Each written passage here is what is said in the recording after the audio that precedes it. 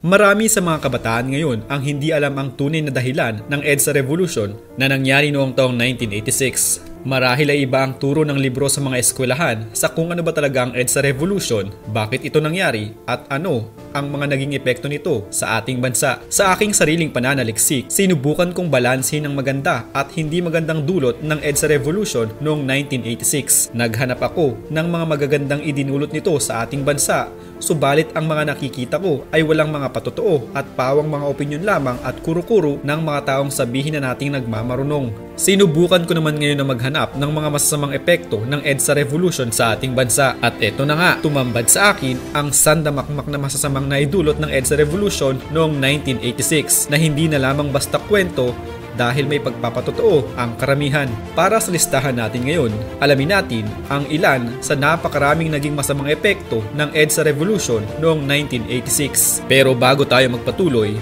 bakit nga ba nangyari ang revolution noong 1986? Nangyari ang revolusyon sa EDSA noong ika-22 hanggang ika-25 ng Pebrero taong 1986. Bunga ng mithiin ng mga mamamayang magkaroon ng pagbabago sa ating bansa. Ang people power o lakas ng bayan ay nagsimula ng si Juan Ponce Enrile na nooy Minister of National Defense at ang dating Pangulo na si Fidel V. Ramos na nooy Vice Chief of Staff ng Armed Forces of the Philippines ay parehong tumiwalag sa Administrasyong Marcos. Naniniwala silang hindi si Marcos ang inihalal ng taong bayan kundi si Cory Aquino, kaya't noong ika-22 ng Pebrero taong 1986 ay nanawagan silang magbitiw sa tungkulin si Pangulong Marcos. Sa pamamagitan ng Radyo Veritas ay nanawagan sila sa mga mamamayang suportahan sila at bigyan ng proteksyon ang mga militar na tumiwalag sa pamahalaan. Sa pangyayaring ito, nanawagan din si Marcos sa telebisyon. Nakiusap siya sa dalawang sumuko na at itigil ang kanilang ginagawang paglaban sa pamahalaan. Subalit hindi sila natinag sa ginawa nilang desisyon.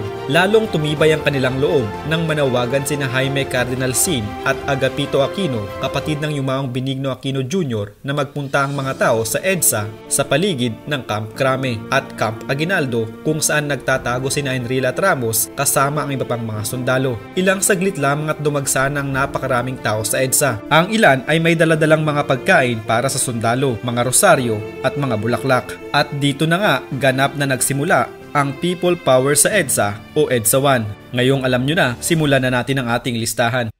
Nang dahil sa EDSA 1986, ibinenta ang 60% ng government-owned Philippine Airline, ang Asia's oldest carrier, na binili pa ni dating Pangulong Marcos. Subalit nang mawala siya, bigla itong naging pagmamayari ni Lucio Tan. Dahil sa EDSA 1986, nawala ang government-owned company na Meralco. Pagmamay-ari ito ng Lopez family, subalit noong nalulugi ang Meralco ay ipinagkatiwala ito kay Pangulong Marcos na ipinamahagi naman niya sa murang halaga ang kuryente. Ngunit nang mawala siya ay muli itong nabalik sa mga Lopez nang walang kondisyon. Ito'y sa ilalim ng pamumuno ni Corazon Aquino. Kaya ngayon, nagdurusa ang mga Pilipino sa mahal ng bayarin sa kuryente. Dahil sa EDSA 1986, ipinasara ang Bataan Nuclear Power Plant na matatagpuan sa Morong, Bataan. Sinayang ang 2.3 bilyong dolyar na magbibigay sana ng 623 megawatts na kuryente sa buong Luzon. Noong nasa Hawaii si Pangulong Marcos ay ipinakiusap niya kay Corazon Aquino na ipagpatuloy ito dahil mapapakinabangan ng mga Pilipino, subalit hindi pinansin ni Cory Aquino ang kahilingan ni Marcos, sa halip ay ipinasara.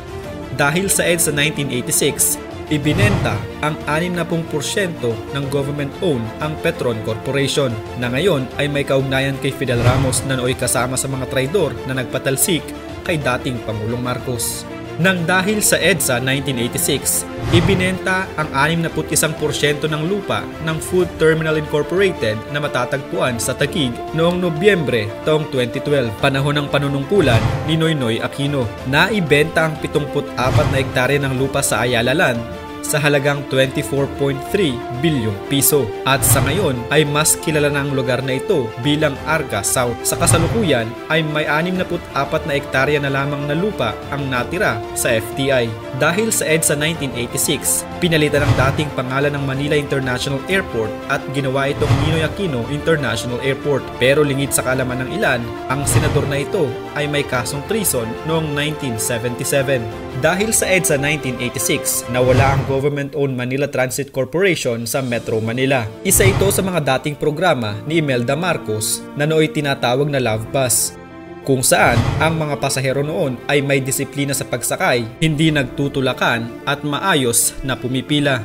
Dahil sa EDSA 1986, ibinenta ang National Steel Corporation na matatagpuan naman sa Iligan City. Ibinenta noong taong 1995 ni dating Pangulong Fidel Ramos ang Asia's largest factory at pagmamay-ari ng gobyerno na National Steel Corporation sa Wing Tiek ng Malaysian Westmont Group. Napakarami sana mga Filipino ang matutulungan ng factory ito sa pamamagitan ng pagbibigay ng trabaho sa kanila. Dahil sa EDSA 1986, hindi natuloy ang plano ni Marcos na paglikha sa Southern Leyte Polytechnic College sa Maasin, Leyte at hindi na din ito ipinagpatuloy ng mga sumunod sa kanya. Dahil sa EDSA 1986, napabayaan ang mga state universities sa Pilipinas na dati ay nasa listahan pa ng mga pinakatanyag na universidad sa mundo, subalit ngayon napag-iwanan na. Sa top 25 universities sa Southeast Asia, nangunguna ngayon ang National University of Singapore. Dahil sa EDSA 1986, nahinto ang pagde-develop sa anti-typhoon rocket project dahil noon pa man gumagawa na ng paraan ng Pangulong Marcos na masolusyonan ang problema sakali man na may bagyong dumating sa Pilipinas. Dahil sa EDSA 1986, nagdurusa ang mga Pilipino dahil sa 10% value added tax na sinimulan noong January 1, 1988 sa panahon ni Cory Aquino at noong January 1, 2006 ginawa namang 12% value added tax ni Ralph Recto. Dahil sa EDSA 1986, nawala ng disiplina ang karamihan sa mga Pilipino. Hindi na din iginagalang ang kapulisan dahil marami na rin sa kanila ang nalihis ng landas. Wala nang gustong pumila sa mga pampublikong sasakyan. Bagkus gusto nila ay unahan na walang disiplina, lumaganap ang droga, nakawan at patayan, gahasaan, nagmahal at patuloy pang nagmamahal ang mga pangunahing bilihin at mga rambulan ng mga kabataan. Nawala na ang mga dating libre kagaya ng Nutriban at marami pang iba. Ito ang tinatawag nilang EDSA Revolution at demokrasyang ipinaglaban nila. Ipinagpalit nila sa papaunlad na sanang bansa ang striktong pamumuno sa maluwag na batas na tinatawag na demokrasya. Inabuso ang kalayaan kaya mga kabataan ngayon ang nagdurusa. Sa mga nagpauto sa EDSA noon, ikalat ang mensaheng ito nang magising ang lahat sa tinatawag nilang demokrasya.